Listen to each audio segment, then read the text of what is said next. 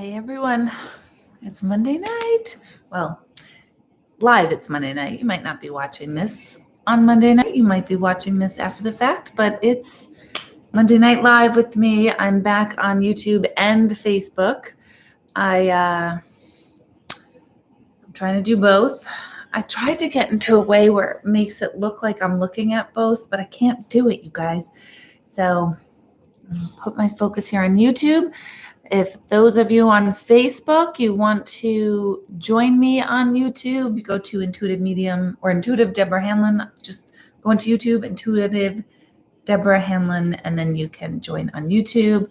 Yeah, people are popping up. Let me know where you're tuning in from, and let me know if this is the first time you're ever seeing this. So, hello, everybody. Hey, Kevin. How are you? Thank you, Denise. It's lighting, baby. It's all lighting. I promise you that. Hello, Robin and Kelly and Kim and Jen and Christine, Nicole. First time in Pennsylvania. So, Nicole, tell me how you heard about this. How'd you find this right now? Let's see. Lots of tuning in from your recliner. Okay. Oh, I left it downstairs. Sharon, I got your gift today and I meant to have it in my hand so I could show everybody the insanity that you sent me today that I love. And of course the whole house is like, what's this? And I'm like, press it. And they're like, what the hell is this for? I'll have to, it'll make its debut on here. So thank you for that. It is very cathartic to have that. It's a fun little, I was going to say it's a fun little toy, but you guys will totally butcher that into something else. So it's a fun little gadget. Did you bring it to me? Thank you. I knew you would. Thanks. Thank you, my love, my husband. There's a whole story about that. He's not really my husband. We're not married. Well, we are. We're not, but we are. You know what I mean? So this is what Sharon posted this on her page. And it makes a noise, and she posted a video of what this does. And I don't know, it's so dumb and annoying that it makes me laugh. So I would find myself going back to her page and laughing every time, like, get a life, Deborah. But listen, it's a screaming goat. It's a screaming goat. And you know what? I think that is 2020's object of the year. That's what I think that is. So thank you. Oh, it's hilarious. So, Nicole, you're very into the spiritual and intuitive. Awesome. So I'm happy you found via search. I'm so excited about that because I always feel like 12 people are watching, and it's not true. 30.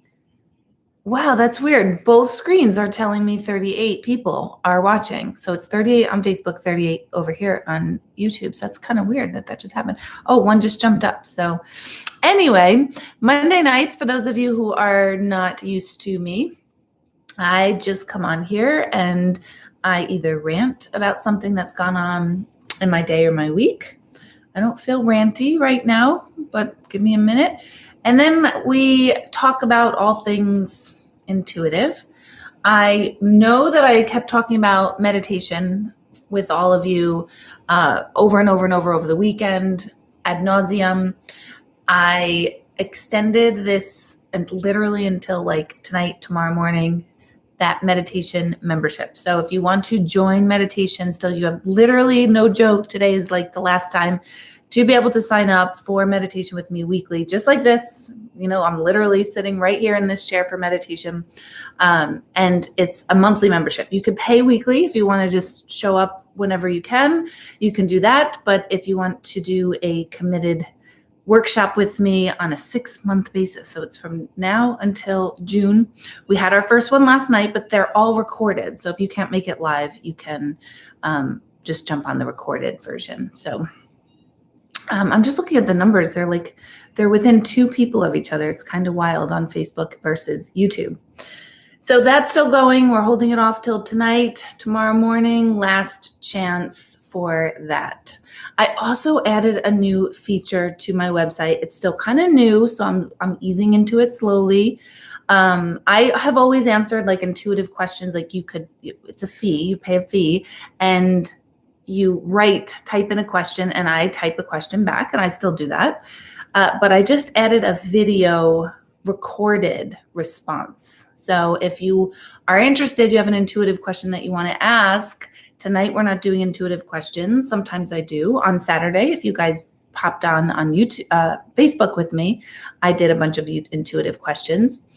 But if you do have an intuitive question to ask, it's not mediumship. It's just more nature of like past, present, future kind of health, insight, guidance stuff.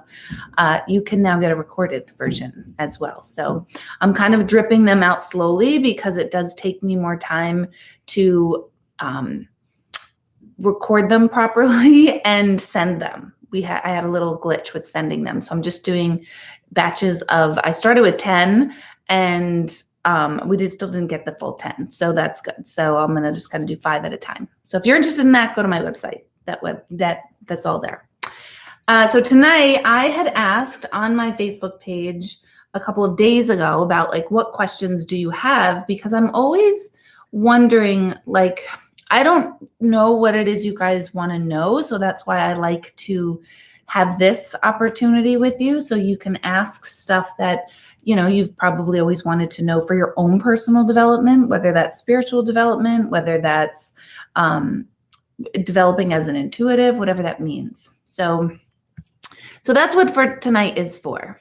That is what tonight is for. So I have a couple of questions that some of you have written in, and I made sure that I let you know if I was going to answer it tonight. So Kim B asked me, I'm reading it over here, so if that's why I look like a little weird, I was going to put it in front of me. Maybe I should. I don't know. It's on my iPad. I have to have 9,000 devices today. Does that look better? I don't really know. I would like to understand the process of what a soul goes through when creating a soul contract, of what obstacles they will endure before coming back to live another life. Is it required? Are the obstacles specific? What is the purpose, etc.? It's a great question. So basically she's asking what happens, like how does a soul contract even get made? There is a phenomenal children's book. I have it in my Amazon store, so you can find it that way. It's called The Little Soul and the Sun by Neil Donald Walsh.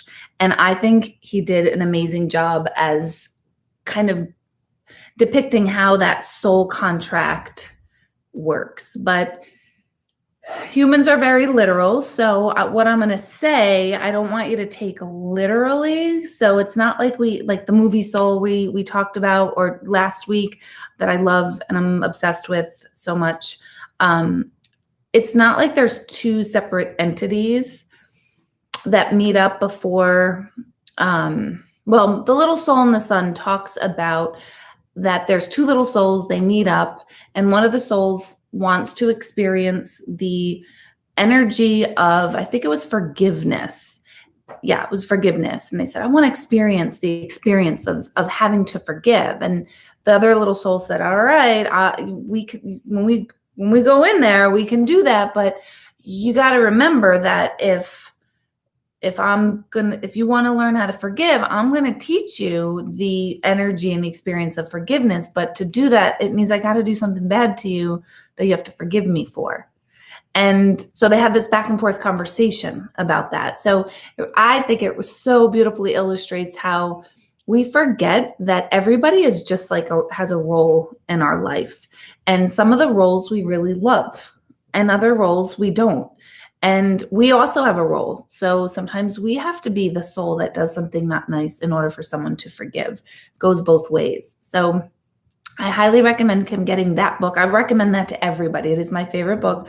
I have given out hundreds of copies over the years. I kept a bunch in my office. Many of you probably remember me going, here, you need to read this, because it's just such a sweet little book that puts it perfectly.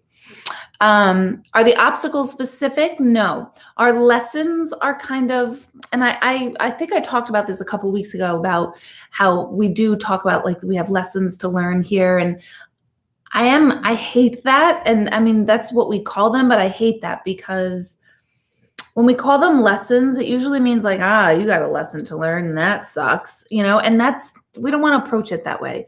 So I'm trying to, within my own mind, change like what lessons do I have to learn to what experiences am I trying to have? What experiences am I going to have in the next lifetime versus lessons? Experience of lack or experience of abundance versus the lesson of lack or the lesson of abundance. So the obstacles aren't necessarily specific. It would be the energy or the emotion that is behind it, and how that plays out turns out through our free will. So if one of our lessons is loss in this lifetime, we can choose. So the lesson is loss, but we could choose, does that mean like loss of identity? Does that mean loss of job? Does that mean losing family? Does that mean a lot of people die around me? What does loss mean? So we can kind of create that dynamic of what the lesson, how it's played out, is more up to our free will and our conditioning and the way we're raised, which is all plays into our free will. So I hope that answered. What's the purpose of it? I used to ask myself this all the time. Like, seriously, I call it the great WTF. Like, really? What is this about? Why are we choosing like really stressful crap, right? So the purpose is to have an experience, to experience. That's what we're here. That's it. We're here to experience. We're experiencing the breadth and depth of our potential and possibilities as a human being. There's really no other point. And that sounds like it's pointless, but a lot of times I feel like it's more, it makes me less stressed when I remember like, Deb, really? Like, okay, it's only life. This too shall pass. And a lot of things could be worse for me. So I try to think like, okay, it really could be worse. So like dial it down, hold on. And that doesn't minimize what I have endured, but it makes me take things less seriously. So we choose all of this so that we can experience the energy of, when we change our outfit from a pink shirt to a yellow shirt, we don't really ask like, what's the meaning of this? And this is like obviously a very like rudimentary analogy, but we don't go, what's the meaning of the change? We go, I just wanted a pink shirt on. Today I want a yellow one. It's kind of it.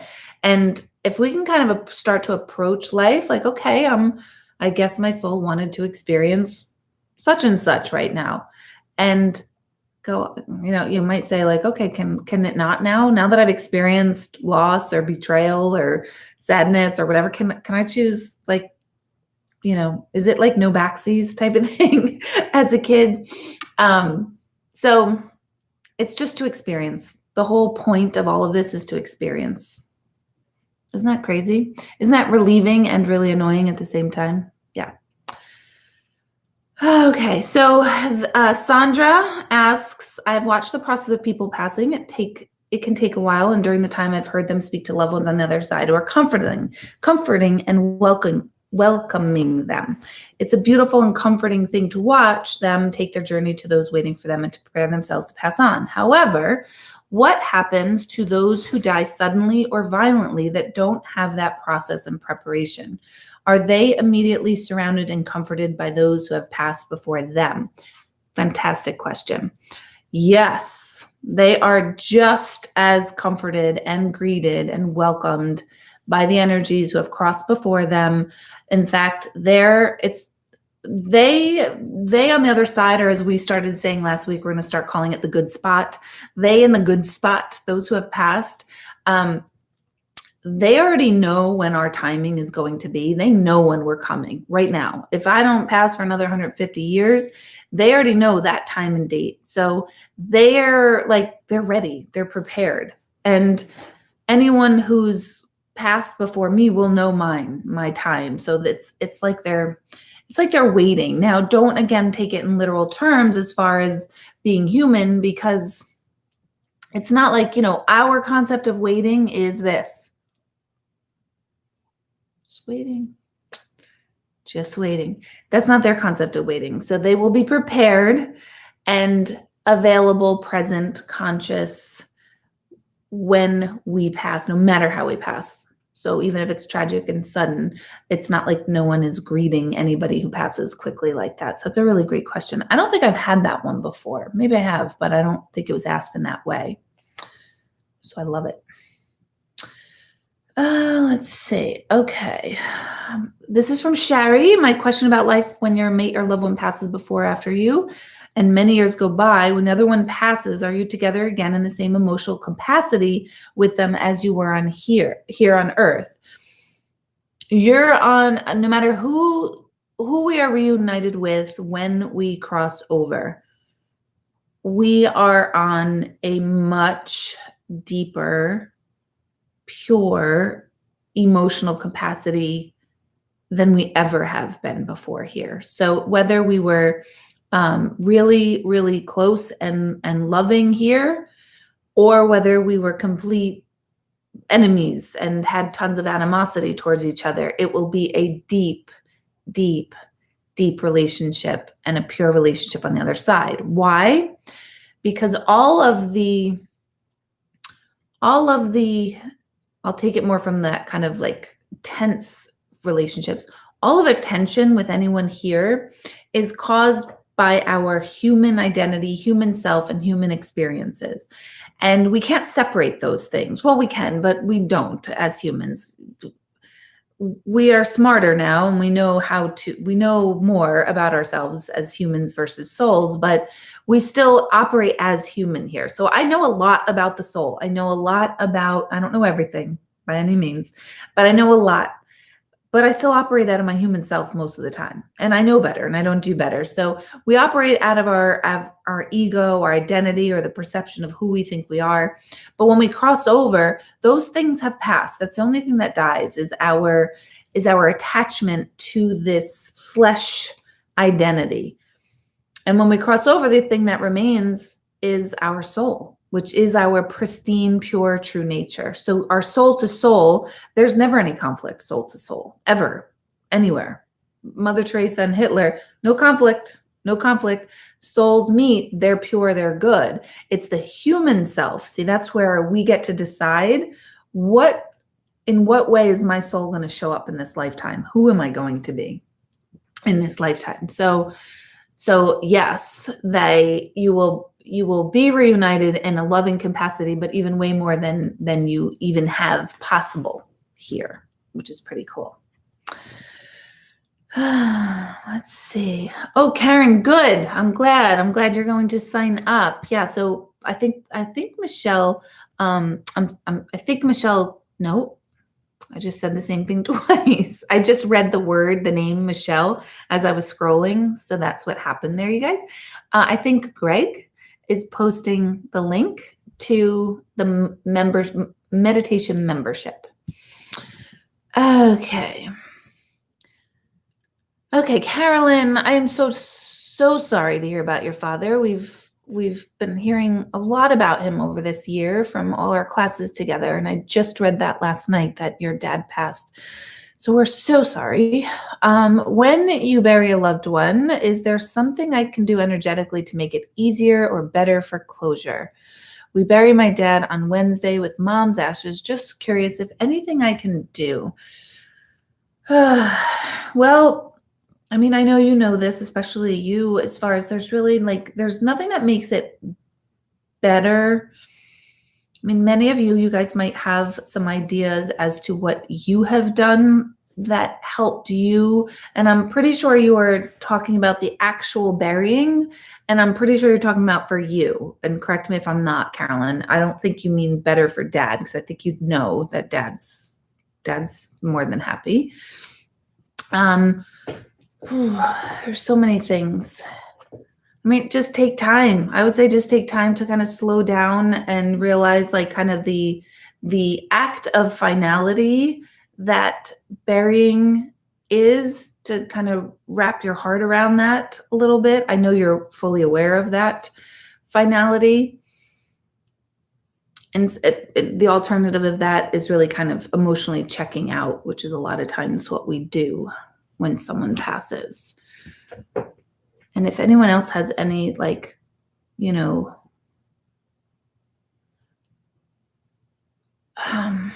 any ideas, but sometimes, like, not the obvious ideas. Do you know what I mean? It's hard to give advice. So the obvious is make sure you can cry. Well, yeah, well, for some people, I guess that is not obvious, but yeah, be where you are in any moment of where you're at with the whole thing, Carolyn. Let me see some hello Facebook. I'm just seeing if you have any questions over here. I'm really trying to monitor them only on YouTube, but then I hate leaving my Facebook peeps out. And if you do want to ask a question and make sure that I really see it, come over to YouTube. All right.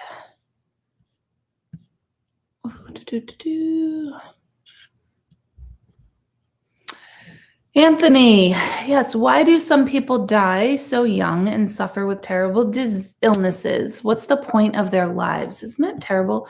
There kind of is no why.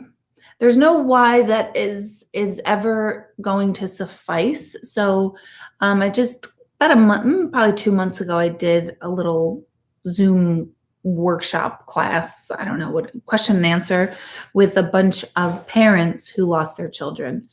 And that question comes up a lot. And I try to think, I used to try to think of like, yeah, why? What's the point? That's so terrible. Especially my grandmother died at 100 years old. And my grandmother for decades would say, I'm ready to go. Take me now. It's fine. I lived a long life. It's okay. And I sit here and think, it took her 6 or 7 years to pass at a nursing home, which wasn't a pleasant experience.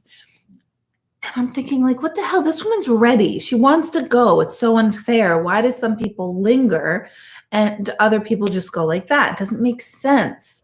But that's because I'm trying to wrap my logic around a matter of the heart. And you can't do that. The mind has no domain over the heart and the feelings and emotions. So on that level, I would always say the answer is not why. There's no answer big enough that would actually say, oh, wow, cool, thanks. That does it for me. Like if I told a parent, the reason why your child died is so that 50,000 people who were starving in another country could live. And now that your child died, like your child had to die so 50,000 could live, you might feel like, oh, okay, well, that's noble. That's nice. But the human part of us would still be like, well, then why the fuck did it have to be my kid? Why? The why is still going to be there. So there really is no answer to a why, other than it all plays into kind of those experiences our souls chose to have in this lifetime. So my brother died. So I would say, and certainly my father would disagree with me, I would say that my parents agreed to experience the loss of a child on a soul level in this lifetime and all that comes with it. And I'm sure my father would be like, hell no, I didn't. No, I didn't. Why would I do that? And there's no why. There's no why. It's just kind of like, I don't know, that was your experience in this lifetime. But it is mind-boggling because it's like with my grandmother. She would have been more than happy to have gone earlier, at 94 earlier, and then had to suffer. So, and I know we all have people who suffer from Alzheimer's for 20, 25 years. That's misery for everybody. Like, so you can't attach sense and logic to something, to matters of the soul. The mind has no domain over the matters of the soul. And it does seem pointless. It does seem pointless. In Sylvia Browne's book, she says souls on the other side have lives and do jobs, and there are several temples there. Is this true? I don't have that experience. That's not my experience with mediumship. It's not like, I've heard some of them say that they enjoy, if someone passive suicide, they enjoy helping those who have also crossed over with suicide. So I've heard this, but I don't, this is not something that comes across to me through mediumship as a regular thing. Like everybody's got a job. That's a very human-made concept. Let's forget, like, we cannot place human concepts on matters of the soul because it doesn't translate. Humans are like tiny little ants in a universe of soul. So that's a conceptual human-made thing. Jobs were a human-made thing. You tell me what any bird's job is. Now, bees, ants, they do have jobs, but it's not like this defined, like, Sam, you're fired, or hey, Sam, now you get a promotion. Look at you, you're moving up. Like, those are human concepts. So they don't translate. They don't translate the same. So I don't have that experience. I've never heard like there are temples, because I mean, the other side is not another location that's far from us. The other side is right here. That's why I said last week, like, to call it the other side is terrible, because it doesn't, that makes it seem like it's way, way yonder. It's so far away from us. And it's not far away from us. It's right here, right next to us as I'm sitting here. So yeah, on the other sides in that realm, yeah, there's temples here. So there's temples there. There's mosques here. There's churches here. There's homes here. And the other side is here, right here. Does that make sense? It's a good question. Let me get to some of, let's see. All right. One moment, please. I have to read. Okay, it's another one from Kim. After last night's awesome meditation, see, I'm really excited that so many people joined in, and so many people are like, oh my God, like, shit happened. I'm like, I know, it's really cool. So sign up for it. If our souls know what we are in for the life we are living because they signed up for it, how much of what they know can be attributed to intuition, premonition because they know? And how do you tell that feeling from fear? I'm afraid that sometimes my irrational fears make me think they are intuition because my soul knows things, and I'm concerned with worrying about things I can't control. Yes, that's a lot. Great question, Kim. So first part is our soul. Our soul, when we say like your soul's brilliant, it's because your soul does know. Your soul does know everything that's going to come to pass and come to be, because it kind of like signed up for it. Now, don't get a visual of like, you're waiting online, you signed your name on the other side. It's not like that, but it's sort of like you came in with the gravity and the pull to particular experiences. So you signed up for it energetically. So you do know what's coming a lot of times. However, our conditioning, meaning how we're raised, can completely and does completely mess up with our intuitive self, because what we might know what is true and right for us becomes clouded by the initial presumption from our parents or our main caregivers of how we're supposed to behave and be. And so that gets us confused. So in other words, like, say you're here on this earth and you're an artist, and your soul sings with art, and you just want to do art. And yet you're born with two parents who are accountants, right? And they're just like, art? No, you just, you get yourself a really good job and you put this much money away and everything's very logic. Your soul will be confused because it's sort of like, but that doesn't speak to me. That doesn't feel right to me. But as humans, then we start to interpret that as, I must be wrong. I must be wrong with that. Who am I anyway? I probably can't do art anyway. They're probably right. I mean, they're my parents. They're looking out for me, blah, blah, blah, blah, blah. And so that's the human condition that we have to really continue to balance. What were we taught when we were younger? And does that apply and go in alignment for you? Does that feel right to you? If it does, then that's right for you. If it doesn't, that's when you need to go, oh, yeah, no, it's just, that's not right for me. I don't like that. I don't like that rule. If you grew up, in the like my mother's generation, they were pretty much groomed to be nurses or teachers, secretaries or operators. Like, that's kind of it. Maybe operators are a little earlier before her. So that was it. It made sense. Well, then you can be home with your children, and so many women did that. And I hear from so many women that are like, I want to be an engineer. I want to be an attorney. I wanted to be a doctor. But that was like, my family was like, you crazy? You're a woman. You're not supposed to. So again, that causes disconnect. And the more you keep connecting to what feels right to you, the stronger your intuition gets. And your intuition isn't always perfect. Mine isn't. I mean, my God, explain to me my first marriage. I'm just kidding. So you guys know, like, I use that as a joke, I'm over it. But I just felt like one of them from that lifetime's watching right now. Hi.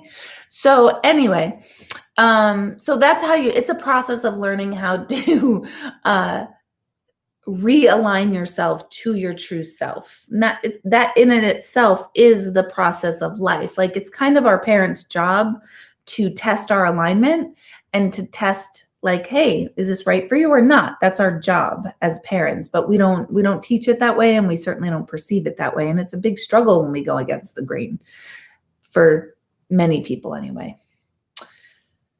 Okay, let's see. Kendra is asking, can you talk about this shift we're currently experiencing with COVID and record-breaking deaths and so many souls leaving Earthside at the same time? What does this do? Is there some kind of existential or dimensional shift? Why is it happening? Is there a higher purpose? I love that question. I don't know that the deaths overall are more than usual. Deaths from COVID-related things, yes, definitely high. But I don't have the facts and data, but I did see something. I didn't check it though, so I don't know if it's accurate or not. That said something that actually deaths, and I think it was just for the United States, were actually down in this year over the last 2 years. That's not to diminish the state of our world. I find this COVID something to be taken seriously. I'm not an anti COVID, oh, there's the government against it. It's not where I come from for this. I'm very COVID conscious, but I did read something that talked about how our deaths might not be that off in overall deaths in any country, if not the globe. Again, that part needs to be fact checked. However, our awareness collectively, 7 billion of us on the planet, our collective awareness is absolutely more plugged in and tuned in to death right now together as a whole, probably more so than any other time in any history, in all of history, that we are so plugged into this possibility of death that is and has always been there, you guys, not by this method. This is definitely this is new for us. So in that regard, our consciousness is very aware of death. Our consciousness is very plugged into our safety and security as a collective, meaning all of us.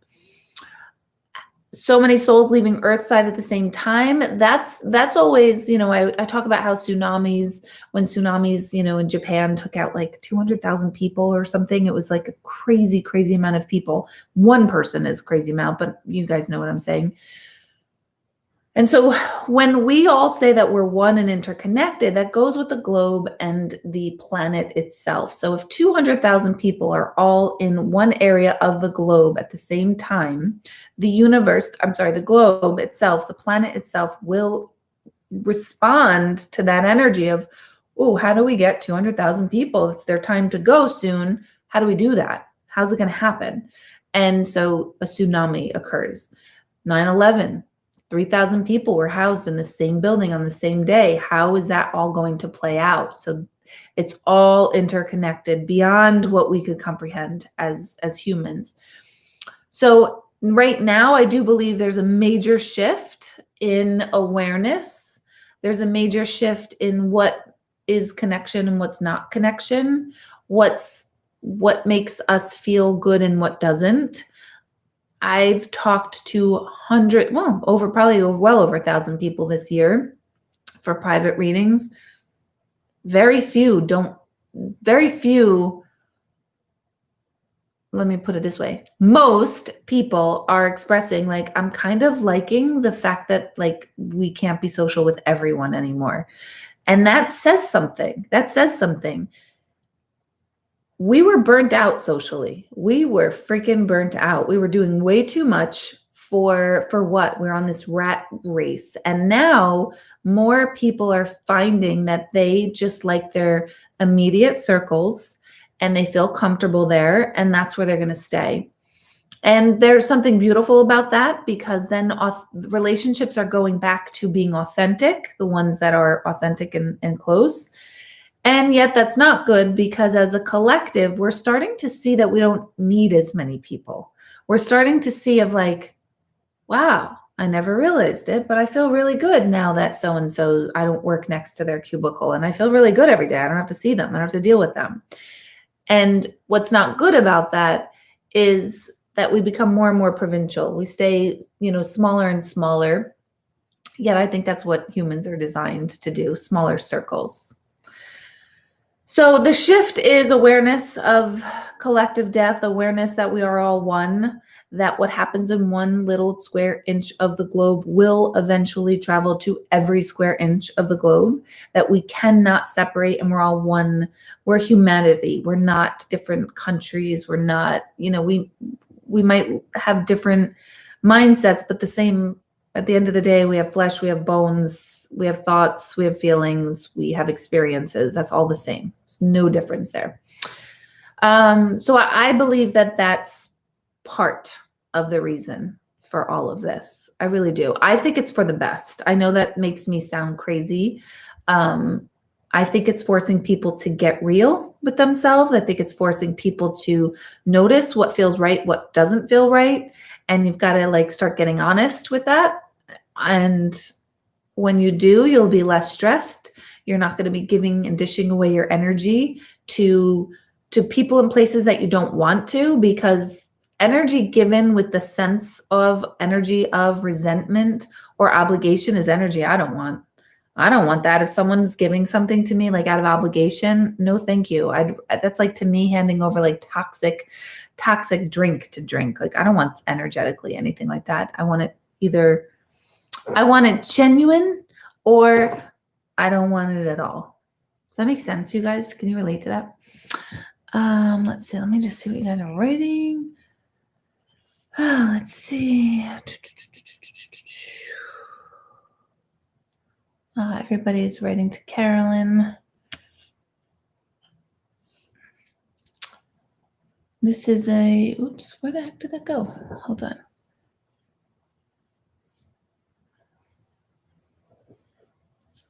This is an ET question. When they die, do they go to the same source? Do they go to the same process as humans? You mean extraterrestrials? All beings everywhere, all go back to the same source. There's not a dog heaven, cat heaven, ET heaven, human heaven, insect heaven. Doesn't work like that. It's all the same source. It all goes back to the same place. Michelle, I'm sorry to you as well with your father passing.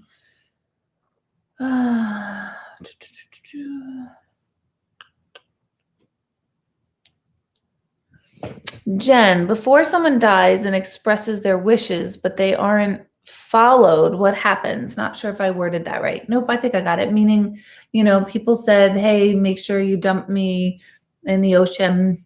And then you guys are like, yeah, we will. We'll get to it. And then you're sitting in the closet, that kind of thing. You're really not attached to those things.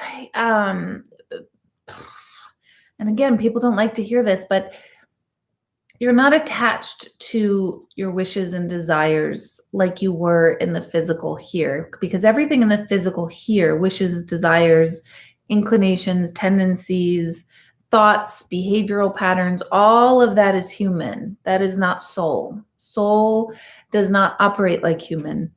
And so soul doesn't make decisions. Soul doesn't believe in right and wrong. Soul just is. It's just pure being, pure being. So they're not really mad. Plus, the moment they passed, they already knew that it wasn't going to be followed anyway. However, as a human with integrity, because there are humans here, still in human form, that we do operate on integrity. So to completely dismiss somebody's wishes is a terrible human act. Them on the other side, they're not attached to it anymore. But as a human, it's kind of a shitty thing to do. So,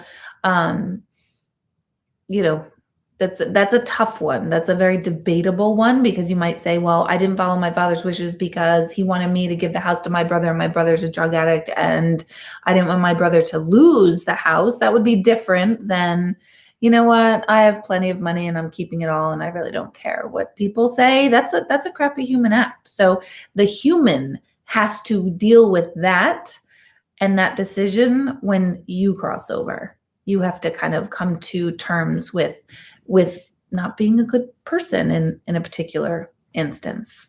It's kind of like stealing. It's kind of like it wasn't your choice to make, but you made it anyway. So you're going to have to contend with it at some point. So I hope that answers that. All right, let's see.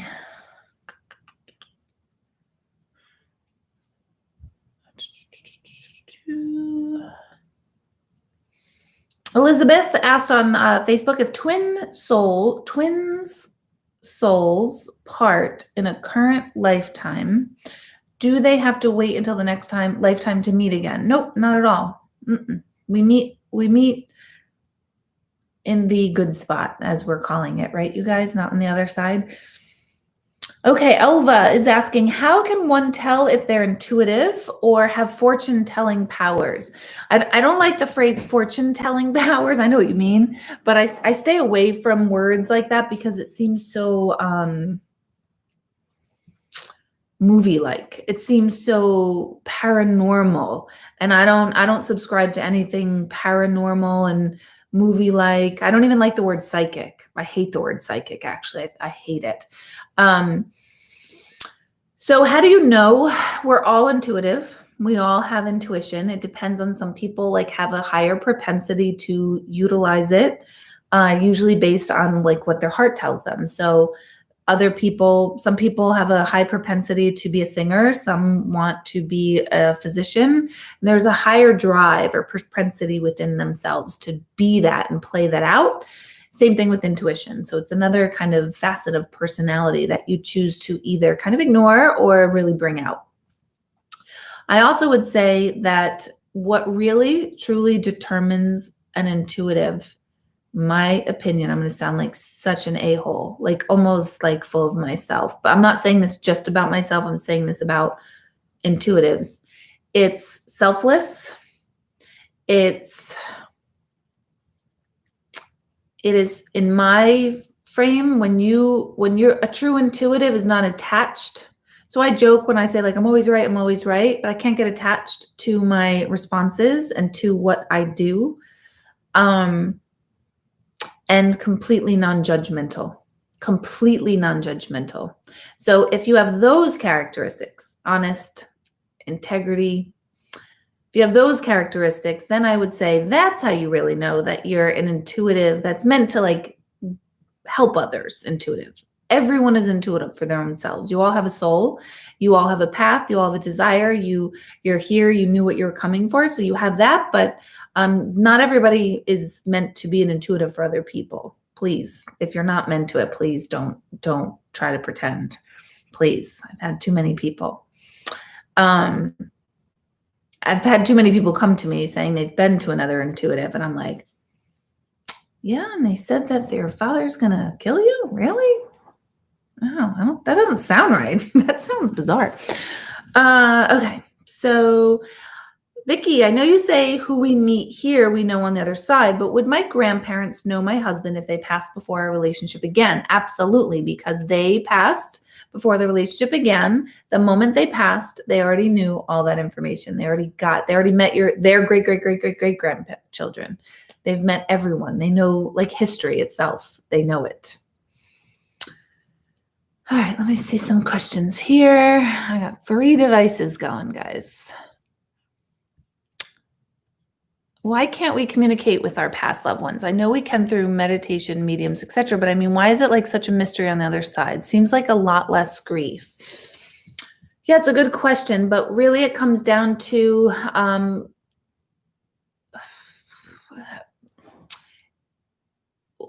It's the who said this? We're here to awaken from the illusion of our separateness. Is it Thich Nhat Hanh, or is it oh my God, why the Dalai Lama? I don't remember which one said. I think it's Thich Nhat Hanh. But anyway, we here as human, we're here when we come and take human form, we assume this identity, and then we create these really dumb lives that we're living. This whole like, oh shit, I gotta pay Central Hudson. Like it's really dumb what we do here. And that we get so worked up about it. It's really kind of, ugh, it's hard here. This is the hard realm. But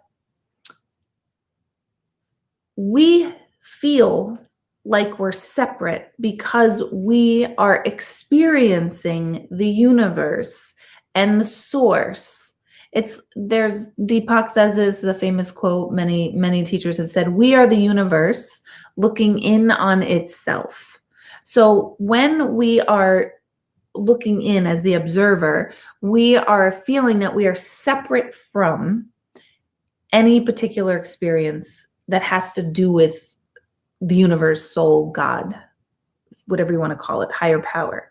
And in that, when we no longer can experience our loved ones in physical form, we instantly connect we instantly place the mindset of disconnection to our relationship, because we're here in the physical and they're here in the spiritual, but we forget we're here in the spiritual too, but we are observing the spiritual. And so it takes us out of experiencing it and being it. It takes us out of being it. So that's why it's difficult, because we forget, we don't know how to really connect and be. And once we can be, then we can connect. Having said that, it's much easier, in my opinion, to connect with other people's loved ones than it is for me to connect with my own, because this thing right here, this muscle in between my skull here and yours, our brain is trying to keep us in our physical identity. And so it's sort of like, what are you doing? They died. Like, stop, they died. They're not here. Stop trying to create them to be here because they're not here. That's what the brain does. And there's reasons why the brain does that. It's not good ones, but they are good ones. But it's not our spiritual self. So why does that happen? It's a function of being human, and it's stupid. It's annoying. Does that help? Does that even help? Would it be less grief? I don't know that it would be. That is a common thing. A lot of times, and this breaks my heart when people say this to me. I feel sick when I hear this. And this is a nice compliment that people say, but I always feel like, am I maybe doing a disservice to people? But I've heard so many times during a reading or after, people will say, I wish I could see and feel what you see and feel. And that makes me feel so sick when I hear that. It's making me like tear up right now, because I'm like, oh God, you can feel and see and hear what I see and feel and hear. If you just knew how it worked, if you just knew how to be. And then when they say that, I feel like I took it away from them by doing it, which I know logically is not the case, but it's like, oh my gosh. And on that note, and this is why I hate mediums. I'm sorry mediums out there. Mediumship is not as freaky and paranormal as it's so often portrayed, and so outside yourself as it's portrayed. And this is why I do the meditation. This is why I do the workshops, the classes, because I'm like, stop with this bullshit medium stuff of like the ghost, and then he sat down and there was a ghost. It's very 1850. In 1850, I would imagine that people would understand mediumship and ghosts and crossing over in this way. We're 200 years past that. And that's, like I keep saying, I'm trying to get everybody like updated. You are your own best medium. You are getting messages. You just don't know that you are. It's not going to be like, oh my gosh, it's really weird. My grandfather materialized in beside me and sat on the edge of the bed. It doesn't work like that. Have there been instances where that has been true? Absolutely. Have there been experiences? Absolutely. But that's not how it is. it's a different focus of your own mind where you kind of step out of who you are, out of your identity, so that you could be open to all. And once you're open to all, then you will be able to receive insights and see and feel things clearer. So please start getting yourselves out of the old. I'm telling you, I hear mediumship, I hear these stories, and I'm like, okay, that is straight out of like the gold rush era right here, where people will say, it's like ghost. I hate the word ghost even. I hate it. Because it's like, it's energy. Why do we have to say ghosts anymore? It's stupid to me. So stupid. It's energy. They're energy. Spirits. I hate the word spirits, to be honest. It's energy. It's life force. That's what it is. And you're picking up on it all the time. You just don't know it. So don't unempower yourself. Empower yourself. You're like the beacon to connect with your loved ones. You don't need anybody to do that. You don't. All right, let's see.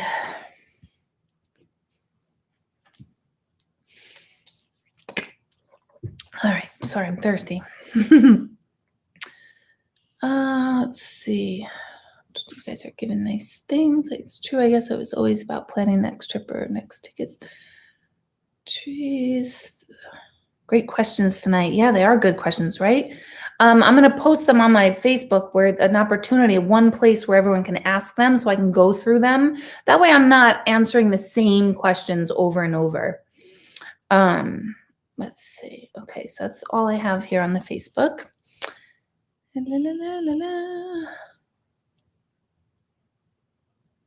Okay, Big Smoke. No, it's hi, Jen. Hi, Jen. I'm 26 and I'm cursed with having interests that are generally associated with feminism. Why is that women who share these interests see this as a sign of weakness or see me as a sister? I would think seeing someone as a sister would be something empowering, except for me, but whatever. Whoops, jab, boom. Not to you, Jen. I'm not jabbing you, jabbing someone else. So, okay. I'm 26 and I'm cursed. See, I don't like the way you wrote that, because if you're already assuming that it's a curse to be a feminist, then there's something in you that is might be a little much with it. And hear me out, because there's no greater feminist than this one right here. But you have to, like, at some point accept where people are at, and not everybody is so passionate about something. And so if you're using the phrase curse, that means you're getting negative feedback about your beliefs, which might mean that you're pushing them too much, which I know sounds terrible, or pushing them in the wrong areas.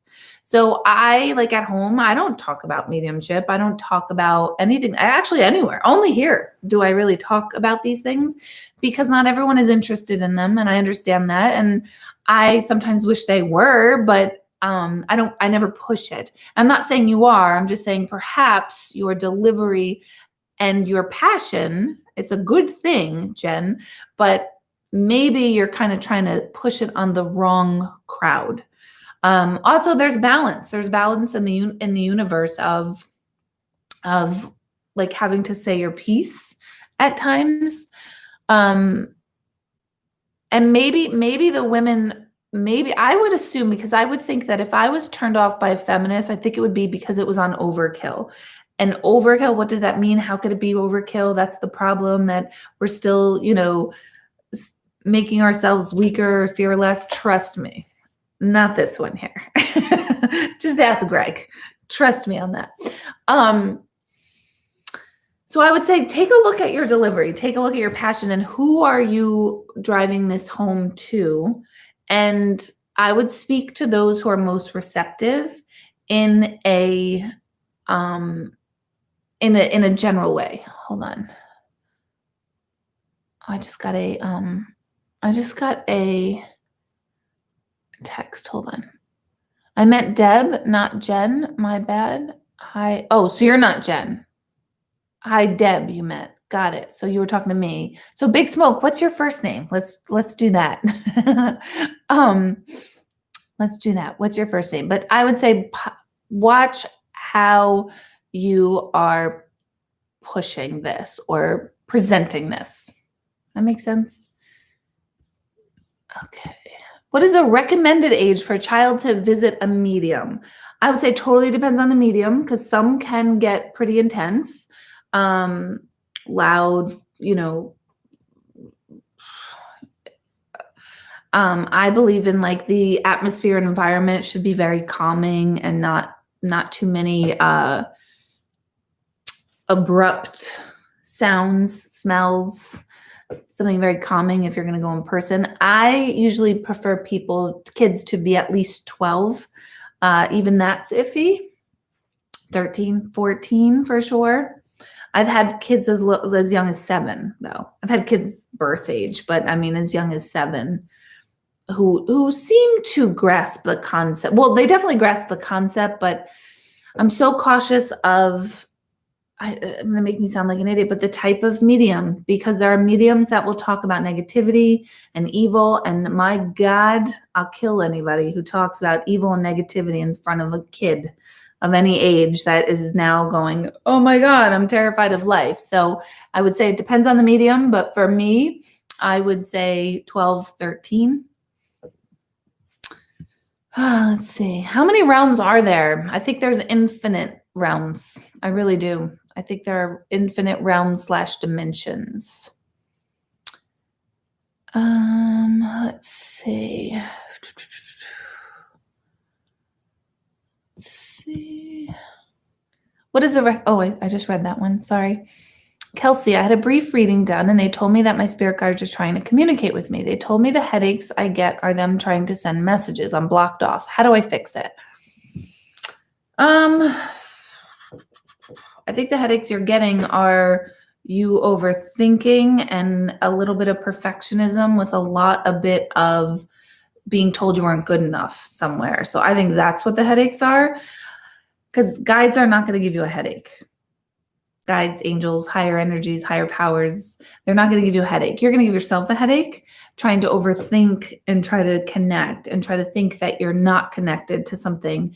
And that's a frustrating process. So I would work on that inner critical voice that you have just in general. Don't worry about the guides. Don't worry about the angels. Don't worry about anyone on the other side. Just kind of soothe your inner critical voice and start there. That's where I would start for you. It's a great question. Phyllis, my son and granddaughter have COVID. Ay. So many people right now. So many people I know. I'm not doing like intuitive questions, and I don't want to be like, they'll be fine. So I'm not even going to plug in, but don't think that I'm not answering that because I think something bad, because I don't, Phyllis. I'm just going to send all of you guys just that love and light. Let's see.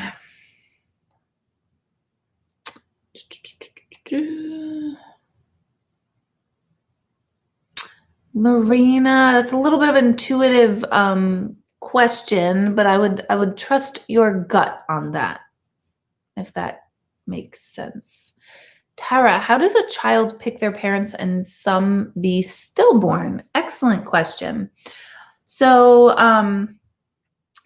children that don't get to either be born or live, that's miscarriages, pregnancies that are terminated, and stillborns, they're choosing their parents because they know that their parents' experiences will play into the experiences that they're looking for. And children that, like I said, miscarried, terminated, stillborn, wanted to come into life and go right back out. They weren't here to stay, that entry. They wanted to go in and come right back out. They weren't going to. So they chose, gravitated towards, might be a better way of explaining it, the parents that also had the experience / lesson of loss of a child in that regard. So they it's like they match up, but don't think that's literal. It's not like, there's somebody with a clipboard on the other side that's sort of like, all right, I need I need a kid for these two, and I need a wife for this pair. It's not like that. So it's just more, think of consciousness that attracts itself to others, like magnets in a way. Thought magnets might be a good way to visualize that. That's a great question. Did that answer it, Tara? Let's see. Okay, so Kelly is saying, was curious about Joanne's question. I didn't see Joanne's question. I'll probably have to scroll back.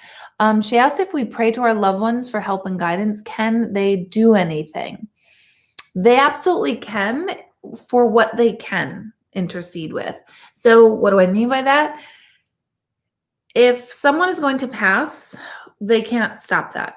That's bigger than them. That's between the universe and that particular soul. So they can interfere with that. But if someone's not supposed to pass, they can interfere with that, with them not passing. If it's all part of kind of like our trajectory and our life path, like they can be that. It's like that person by your side walking with you through it all, but some of the things they cannot prevent because those moments are critical to your development. So they can't intercept those things. It's a good question. Let's see. Kelsey, did that make sense to you? Going back here.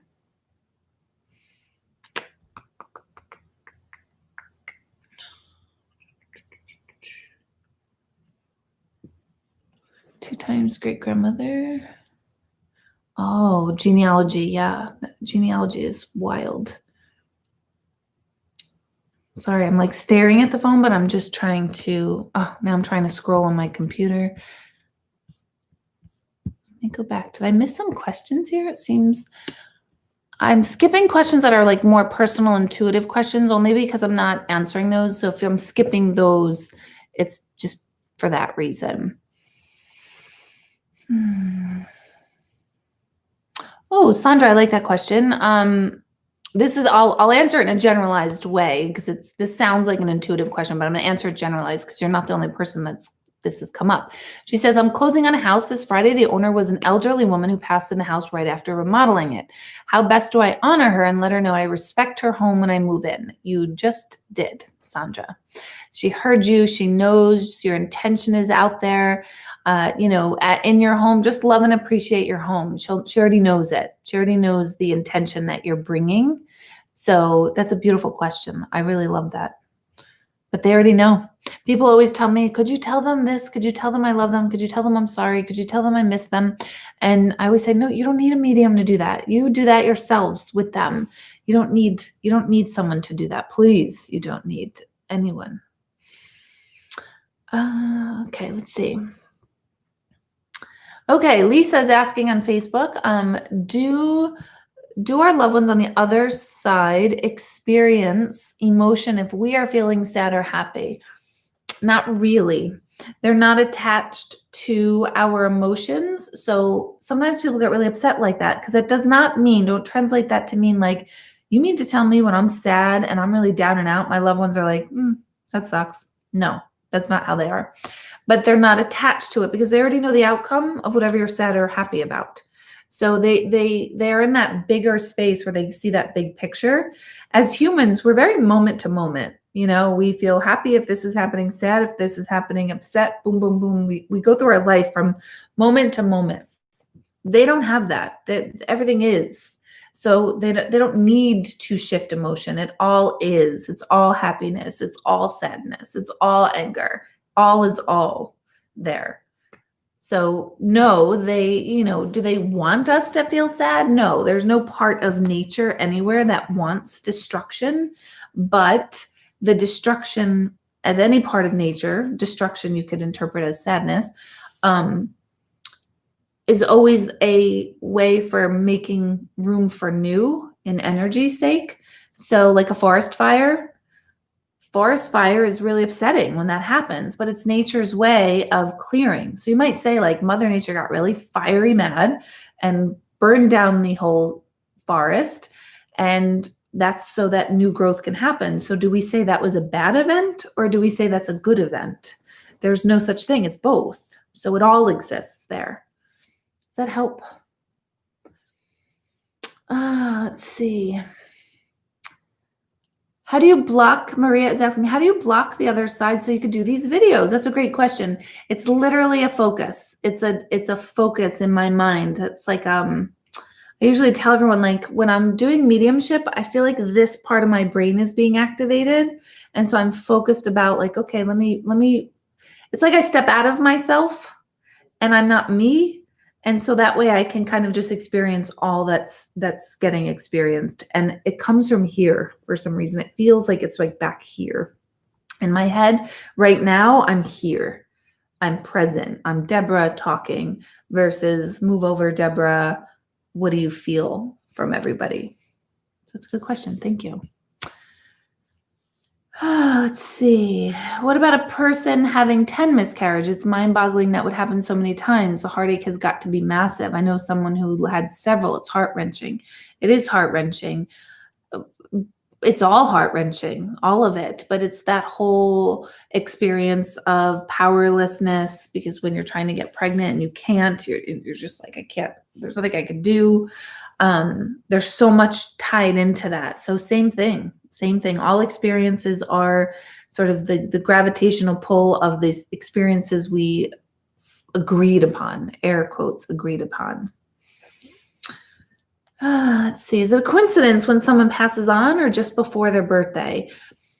I mean, it depends. I think it would be more case by case. I'm always intrigued with that. I really am always intrigued when someone does pass on their birthday or on another significant date. I find that to be super intriguing. But again, so I don't know if some might be a coincidence, some might be more. I've had several family members that have had like their father and then their husband and then their child pass all on the same day. And that's pretty freaky. That's pretty amazing to me. So especially when it's a pattern within a family, that's unreal. Sometimes it's just the same number, like, oh, they all passed on the 3rd of the month, so even that's pretty kind of wild. So I don't know that all are wild. Some might be coincidental, but some are pretty intriguing. Doreen, does the spirit world know what we're doing or let us know they are around us? Yes, they know what we're doing. And yes, they let us know, but we probably won't pick up on it most of the time, which is so annoying. But again, it's that focus. Are you focused in on your life and your doing, or are you kind of opening yourself up, emptying your mind, and then you'll be able to experience a lot more of their like presence. But I mean, even though it's what I do, I still don't do that. I don't like walk around my house being like, okay, I'm open, come talk to me. No, at that point, I'm like, I'm freaking tired. Like, just either tell me or not. So as humans, I don't think we like really can exist in that space of being constantly, always perfectly connected to the other side. I think that would be disturbing, to be totally honest. I think a lot of mental illness is that. I think there's a certain group of people with schizophrenia that actually are having kind of in between both worlds situation going on, and they don't know which is them and which is the other side, so to speak. Not all, certainly not all, but some, and it's sad. Okay. Wow, Joan, your mom passed on her father's birthday and her father passed on her birthday. See, that's like wild to me, that sort of thing. Let's see. In fact, here's a little interesting story. It kind of plays into what this is, the dying on certain days, sort of, and not really, but it's kind of an interesting story. So when my mother was growing up, I think she was like 1st grade when she tells the story. She met a little girl, I forget her name. And way back then, that little girl's birthday was May 31st. And my mom remembers hearing that birthday and thinking that was a really dumb day to have a birthday. Granted they're 6 years old, first grade, they're a little young, but she couldn't get over it. And like every year on May 31st, she kept remembering her friend, like, it's her birthday today. It's like such a weird day to have a birthday. It's such a weird day to have a birthday. There's no reason for my mother to think it was a weird day. Why would May 31st be any weirder than any other day on any of the parts of the year? Well, it bothered her whole life. It annoyed her. It was like one of those things that like May 31st, it's so-and-so's birthday. Here it is. Happy birthday, so-and-so. They lost touch. They weren't even friends anymore. What day do you think my brother died on? May 31st. So that's her little 6-year-old soul knowing something, but she didn't know what it was that she knew. It's like a really good example of like, oh my God, your soul. No, of course, now that makes sense to a 6-year-old. Like, that's a dumb day to have a birthday, especially when your son's going to die on that day. It's a death day. It's not a birthday. That's what the little soul is kind of trying to make sense of. So that's a cool, that speaks to two things. That's her intuition. That's our gut. That's how it works. And a lot of times we don't recognize our intuition as intuition until something like that happens. And then it's like, oh, got it. Makes sense now. Totally makes sense now. Yeah, crazy, right, Joan? Insane. Crazy. Okay, Sandra said, in your book, you say we should live like we are dead. Could you explain that more? Yes. So when we're deceased, we drop this illusion of separateness, meaning that we no longer feel that we are separate from the whole, God, higher power, universe, whatever you want to call it. I call it collective whole. We are a part of the collective whole, but as humans, we feel separate from, because we're going through a lot of stupid, mundane crap. So that they're reunited to the collective whole, as we are right now, as we're speaking. We are in the collective whole. We're part of that. We're just in a space that we're able to observe it and experience it, which makes us think we're separated from it. We also have judgment when we look at somebody and we say, I don't know if I would do that if I were them, or that's bad, or that's wrong, or this is right, or look how good so-and-so is and not so good. We have a lot of right, wrong, we live in a world of duality as humans that is not necessary.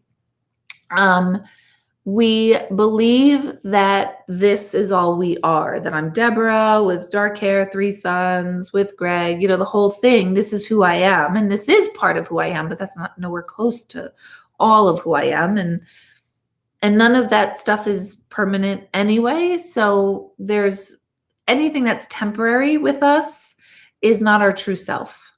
So someday all of this hair will be gray. It's going pretty fast too, actually. And so this is temporary, as long as I keep dyeing it, but this is temporary. Skin is temporary. My body is temporary. My experiences are temporary. So that's how I know it's not my true self. Anything that lasts forever and ever and ever is going to be here forever. That's our true self, or our soul self. So when we pass, we're not connected to the human stuff, the temporary stuff.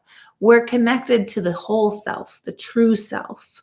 The self that is one and the same as the rest of the universe, and together we collectively contribute to the universe. So that's why I say if we could live a little bit more like that, we would be a lot less stressed. We would take a lot less seriously. We would not judge others so much. And we would not put so much pressure on ourselves to be something, to do something with ourselves, because we would know that we're already being it. And then in being it, we actually become it. Does that make sense? So those are just a few ways of live like we're already dead. The deceased are way more alive and functioning than any of us listening to this right now. That's for damn sure. Isn't that crazy? They're free from attachment, all attachment. Okay, so Christy, that's a good question. If our souls come back, how come we don't know that we've come back? We do know, just kind of like what I was just saying before, but we're so hung up on this aspect of ourselves, this now self, that we completely are not even aware of all of our other components and parts of ourselves, former lives. So right now, I'll give you an analogy of because it's hard to conceptually get some of this stuff because we're human and we don't operate like the soul. None of us have seen your stomach cells. None of us are seeing your own stomach cells right this second. But they're there. And now that I've brought your attention and awareness to your stomach cells, your awareness went down to your stomach on some level. And so now you're slightly more aware that you have a stomach and that there are cells that comprise the stomach. And now you're starting to go a little deeper into it. And now you're starting to either realize you're hungry or you're overly full or you're digesting or your stomach's upset, or now you're getting in deeper into an awareness of your stomach. So the same thing is, if we place our attention and our awareness on these different realms within ourselves, these different lives within ourselves, then we start to become more and more etched down and aware of each aspect. So, I mean, that's another reason why like meditation is so cool, because we start going down into these different components to ourselves. Isn't that cool? Isn't that fascinating? Freaking love this stuff, you guys. Let's see. All right, questions here, questions there.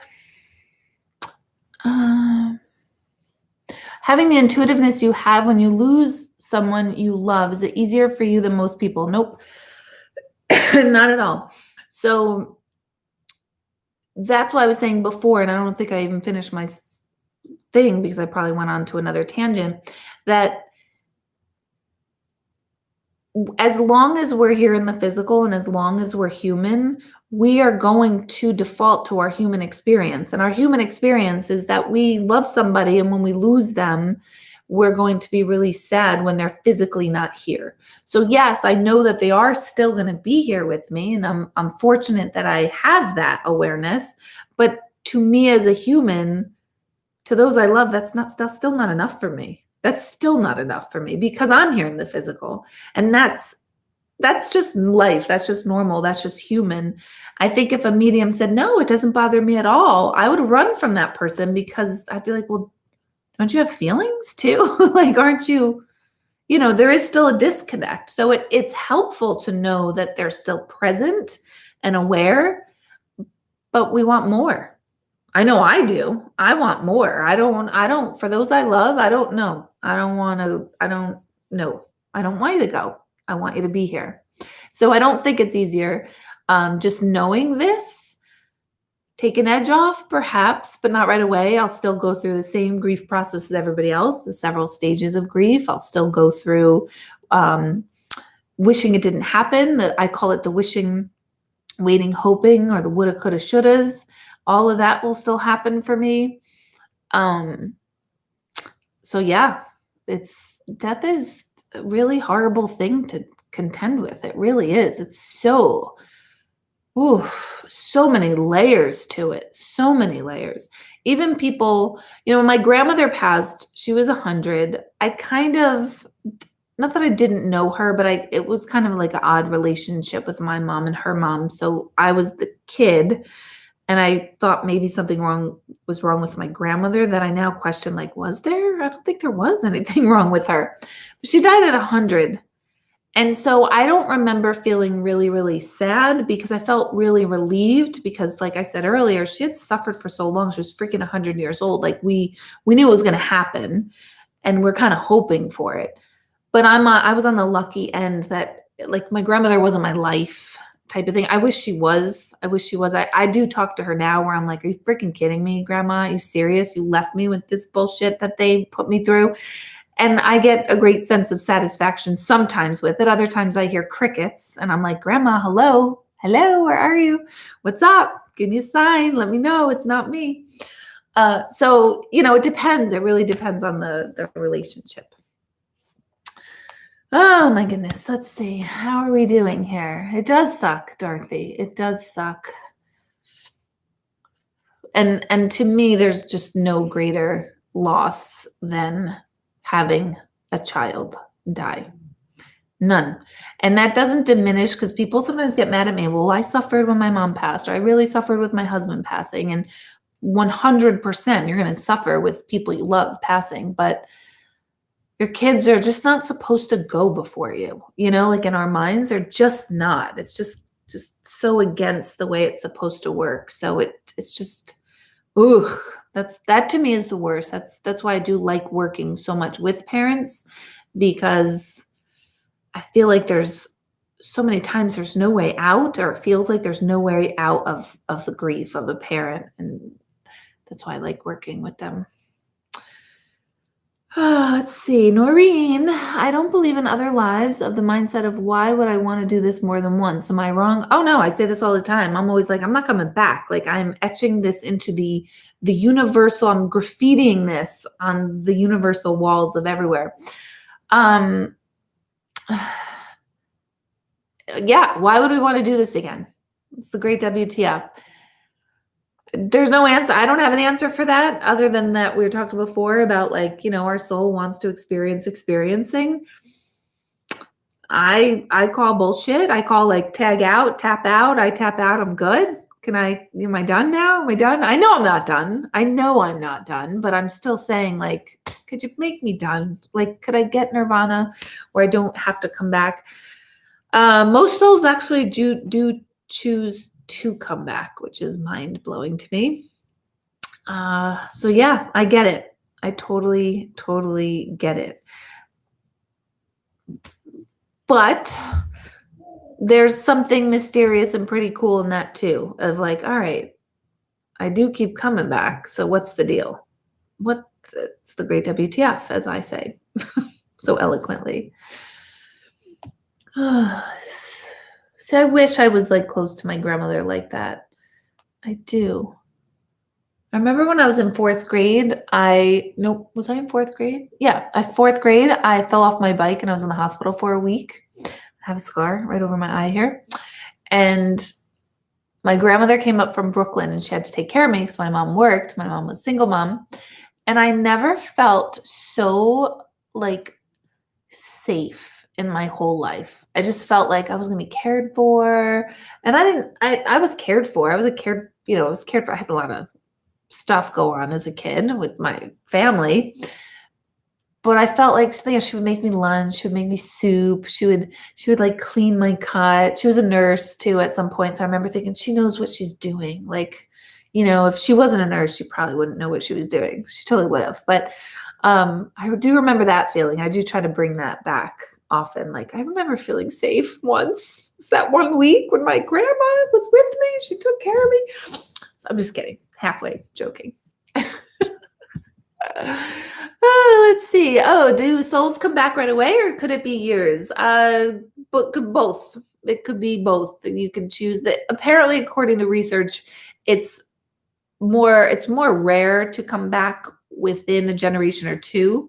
So it's more typical, at least 3 generations, which is somewhere between, I think, 60 to 80 years. But it's not impossible. There's studies that have shown, like actual studies that show that people reincarnated as soon as 9 months after a passing, which is pretty wild. Not commonly studied and documented anyway. Let's see. Oh, Carolyn, I say that all the time. If I have to come back, I hope it's a man or a dog. I used to say I'm coming back in the next lifetime as a single, sterile, wealthy, handsome man with a boat, with a yacht. That's how I'm coming back. That was before I really loved dogs. Now I love dogs. I'm like, all right, I'd like to come back as a dog, like one of my dogs. I'd like to come back as Bailey or Baker, because seriously, like, they're pretty lucky doggies. So I know, I say it all the time. I am definitely not wanting to come back as a female. So where's my feminist? Where's my feminist before? I'm not coming back. I'm not doing this bullshit again. Just biologically, I think this is like, I'm good. It's a lot going on for us females, like all the time. It's ridiculous. Although we are the oh my God, what do you call it? Like the, not dominant bunch. Where's my feminist? We're the smarter ones. What do you call it? You guys know what I'm talking about. Yes, home at the beach. Yes. Home at the beach. 100%. Well, I think I want a yacht. I want a yacht so that I'm always on the water. But single, sterile, wealthy, handsome man. Greg said the conversation just went south. Nope. Nope, I bet you the women beg to differ, you guys. Since you don't come back immediately, where does your soul wait to come back? There's no like location. It's kind of like picture in right now as we're speaking in the Atlantic Ocean, the very center of the Atlantic Ocean, there's a drop of water present. There's a lot more than a drop. There's trillions and trillions of drops, but there's a drop of water. It's like that drop of water is not waiting somewhere. It just is, and it's part of the whole. So the concept waiting in a place that time does not exist doesn't really translate over, which is, again, another hard concept for humans to get because we're very linear. We are wired to understand things in increments of time. And so this is like mind-boggling, but there's no place that there's no waiting. There's no waiting period. Do souls return together, Eileen? Yes, they say yes, that we tend to travel in the same groups. Yes. Now, this kind of speaks to that because that also is a very limited sounding answer. So when we say we're all one and we're all connected and we'll travel again with each other, that's happening now too with like our loved ones. So whoever we're connected to here on the physical world, we will be connected on the other side. So in other words, now that I'm talking, you guys are listening to my voice, you're engaging with me. Now that we are in an entanglement of energy, our loved ones are meeting up. So my grandmother, my brother, my grandparents, my aunts, they're all meeting your people's people on the other side. Because so when an energy is entangled and meeting here, it will entangle and meet there, or it met there. And don't forget, there isn't far. There is like right here, but that really confuses things. But they're meeting here, which is why we're plugging in together here. So if you're sitting on an airplane, eventually, someday again, we'll be on airplanes. If you're sitting on an airplane and you talk to the person next to you, just know that your people and their people are intermingling too, or maybe they intermingled first, which is why you two sat together on the airplane. So we really have to start thinking way, way, way bigger outside the box when we talk about being one, being reunited, being all the same, because it's way bigger than just, like, yeah, Mom, I'm going to like run home to my house in the sky when I pass. I'm going to be reunited with my parents. It's not like that. Nancy, this is recorded and it's always going to be on YouTube. So if you ever want to go back and kind of fast forward to an hour and 20 minutes or so, you'll probably catch what you missed there. Yeah, isn't that cool, Barbara? It's so cool. They're all meeting together with us.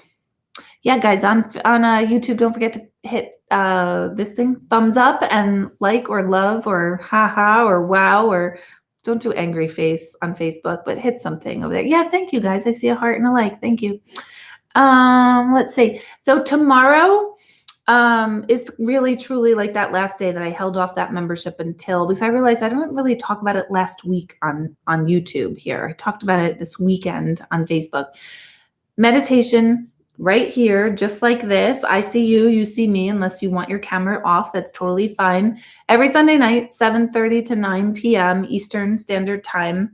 And I'll lead you through a meditation class, workshop. We meditate and then we process it and we talk about it. So there's a lot of experiencing, but then learning and processing the experience. It's unbelievable.